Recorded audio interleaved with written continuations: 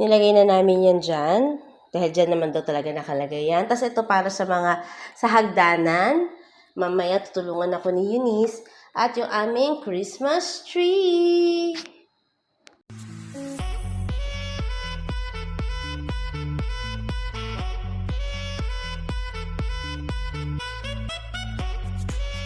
Hi guys! Welcome back to my channel. So for today's vlog, samahan niyo ako guys.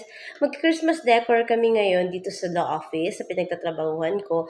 Kasi nga it's already December na by next week. Then wala na kaming time kasi marami na magiging busy na kami. Siyempre may mga aayusin tapos magkakaroon ng mga Christmas party and then magkakaroon din kami ng out of town na getaway. So kailangan naman ma-set up ang Christmas tree, kailangan na ma-set up lahat.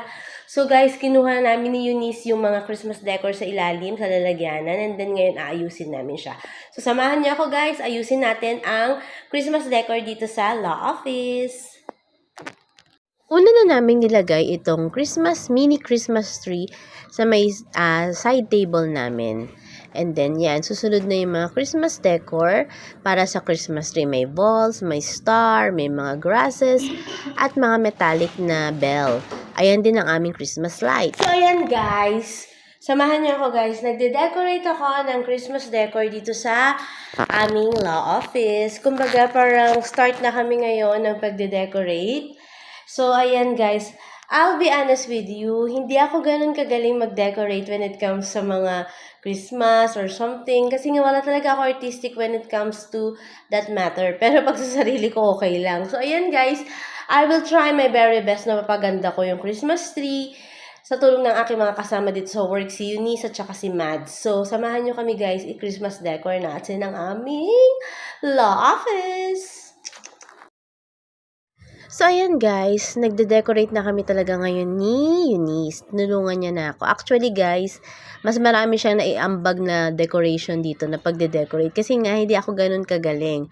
Hindi ako marunong masyadong mag-design. At least sila kasi guys, may na silang experience at saka mayroon na silang idea kung paano ilagay ang mga Christmas decor dito sa law office. Ako kasi bago lang.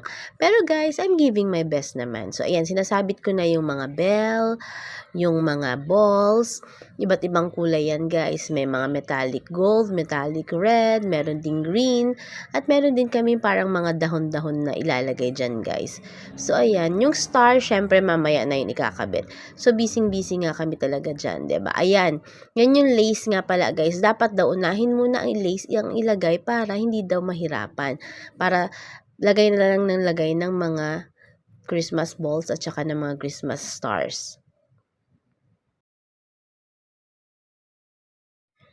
Actually guys, sa bahay namin sa Olongapo, hindi nga rin ako mahilig maglagay ng mga mag-Christmas decor, even dito sa unit namin. So talagang hirap ako guys, wala akong artistic side talaga.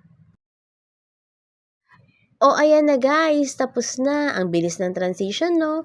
Meron ng Christmas decor ang aming law office, 'di ba? So ayan, ramdam na namin ang spirit ng Christmas.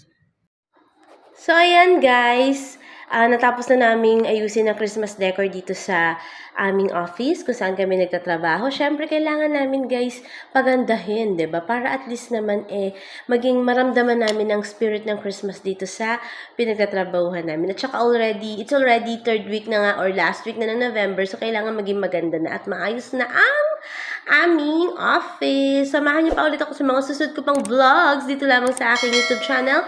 Don't forget to subscribe, like, and share my video. Bye! So, ayan guys. Ready na tayo for Christmas.